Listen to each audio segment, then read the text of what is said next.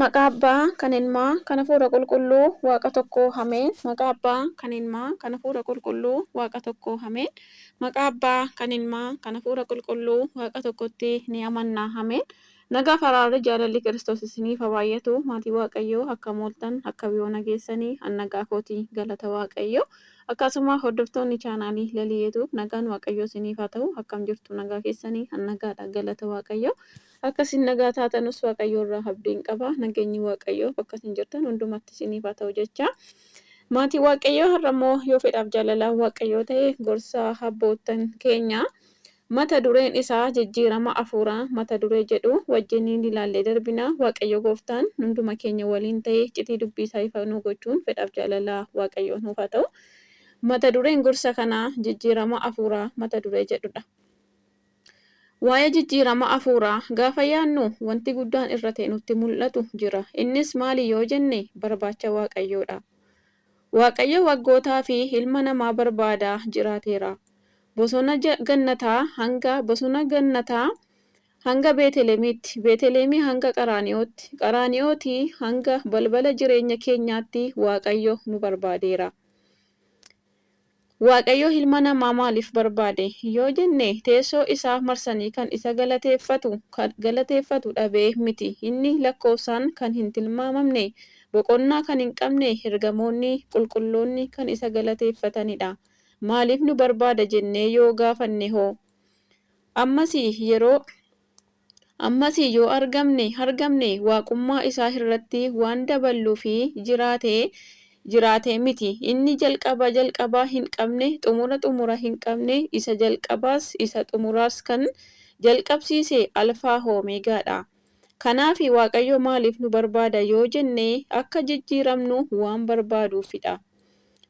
Akkasis jedheera, yaa sanyii Daawitii mee dhagahaa, inni isin nama dadhabsiiftanii isinitti xinnaannaan Waaqayyo koosii immoo dadhabsiiftuure. Isaayyaasii boqonnaa 7 lakkoofsa 13. Waaqayyo kee hin dadhabsiisini akkuma jedhu barbaadamaanii yeroo hundumaa ta'uu haa dhiisnu. Jijjiiramni hafuuraa hundaa kan ilaallatu tarii barsiisonni tokko cubbamtoota ilaallachuu danda'a. Tokko immoo warra gaarii ilaallata. Kaanis barsiisotaa fi tajaajiltoota yoo ilaallatu, kaan immoo beektota kan ilaallatudha.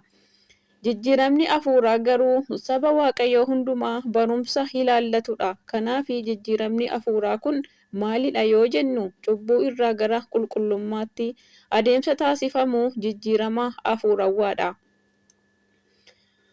Isin kanaan dura irra daddarba keessanii fi cubbuu keessaniin duutanii turtanii. Yeroo sanatti isin toora biyya lafaa kanaa duukaa buutanii deddeebi'aa haboo qilleensa keessa jiru irratti isa gooftummaa qabuu fi abboomamaa turtanii. Hafuurichi hamaan hamma namoota Waaqayyoof hin abboomamne gidduutti hojjechaa jira. Efesoonii boqonnaa 2 lakkoofsa 2 hanga 1.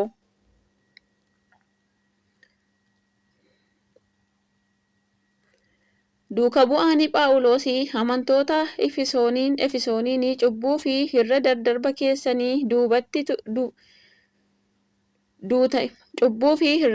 keessanii duutanii turtanii hamma jedhutti hafuurummaan kufanii akka turanii booda garuu gara Kiristoositti akka dhufanii fi jireenyi isaanii Kiristoosiin akka jijjiirame ibsa. Kanaaf jijjiirama hafuuraa jechuun cubbuu, kufaatii, yakkaa fi du'a kaleessa keessaa ba'an jireenya haaraa eegaluudha.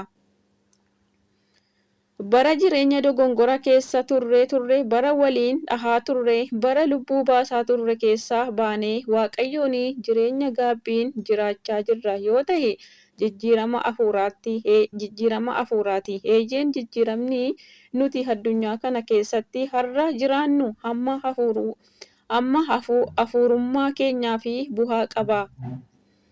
Kiristaanummaa jechuun addunyaa irratti Kiristoosiin fakkaatanii jiraachuudha. Isa fakkaatanis deddeebi'uudha. Sababni isaa inni qulqulluudha. Wanta hundas raawwatee nu agarsiiseera. Qajeelummaanis kanuma gaarummaanis maal akka ta'e dadhabdoota gargaaruunis gargaaruunis kan biraa fi gatii baasuus nutti agarsiiseera. Kan nurraa eegamu hamma isa fakkaannee jiraachuudha. Barsiisaan keenya isa waan ta'eef isa fakkaachuudha. Kanaaf jijjiiramni hafuuraa kan dhufu gaafa jireenya keenyaan Kiristoosin fakkaannedha. Kiristoosii yoo fakkaanne qulqulloota taana, nama wajjin nagaan jiraanna, jireenya keenya borii abdiin guutama. Har'a haati keenya manni kiristaanaa fi dhibbuu kan tahe akkamiin akka nuti Kiristoosin fakkaachuu qabnudha. Kiristoosiin fakkaachuun salphaa miti. Qulqulluun Phaawulosii mammaaksa wanta qulqullaa'aadhaan mormu isa dubartoonni dullooman mammaakan hin fudhatin, nama waaqayyoo ta'uudhaaf of qopheessi. Xiimotewos 1:4-7 jechuun nutti dubbata. Laphee kee nagaan jiraachisi, xumura waan hundaa fi tajaajila hunda tahuu fi baay'isi. Dhamaa dubbii baay'isii dhamahi. Laphee kee nagaan jiraachisi, xumura waan hundaa fi tajaajila hundaa tahuu fi baay'isii dhamahi. Dubbii hamaa fi duudaa fi dhibbaa haa ta'u garuu kitaaba qulqulluu fi jecha isaa beekuu fi barachuun fayyina waan kennaniif gamtaa ta'i. Jireenya gooftaadhaaf ta'u jiraachuu yeroo hundumaa waan isatti tolu gochuu, hojii gaarii ta'e hundumatti ija godhachuu, waaqayyoon beekuuttis akka guddataniif kadhachuu. Keenya waaqayyo nu haa gargaaru. Hunduma keenya waaqayyo gooftaan nu haa gargaaru. Waaqayyo nu haa gargaaru. Qolaasiyaas 1:10 irratti dhimmoota tajaajila hafuurawaa wajjin wal qabatan hubachiisuu yoo barbaaddanii kutattaanuunis walitti deebi'uu dandeenya. Galanni waaqayyoodhaaf haa ta'u. Waaqayyo gooftaan ija fuura keenya nuuf banee, ija foonummaa keenya nuuf cufee, dubbii fi sagalee isaatti hamma dhumaatti akka nu cimsu, akka nu gargaaru, akka nu geggeessu fedhaa fi jaalala waaqayyoo nuuf haa ta'u. Akkasuma abboota keenya bifa gorsaatiin ergaa kana barreessaniin hungaan waaqayyo gooftaan sagalee jireenya jira dhageessisu mana isaa keessatti jaraa nuuf haa qusatu. Mana amantaa keenya biyya keenya Itoophiyaa waaqayyo gooftaan nagaaf dhiifama araara isaa yaadatee biyya keenya nuuf eeguun jaalala waaqayyoo nuuf haa ta'u. Galanni waaqayyoodhaaf haa ta'u. Yeroo hammaatti hundumti keenya Kiristoosiin amanneerra, amantaa qabna, kiristaanadha kan jennu baay'ee keenyatu jira.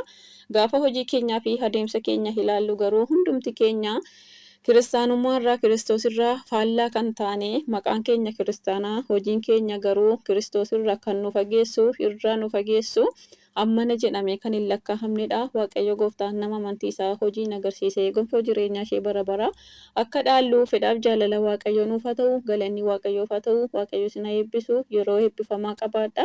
Waaqayyo bakka isin jirtanutti ayyaana isaa isiniif haa baay'isu. Waaqayyo gooftaan hunduma keenya nu haa gargaaru.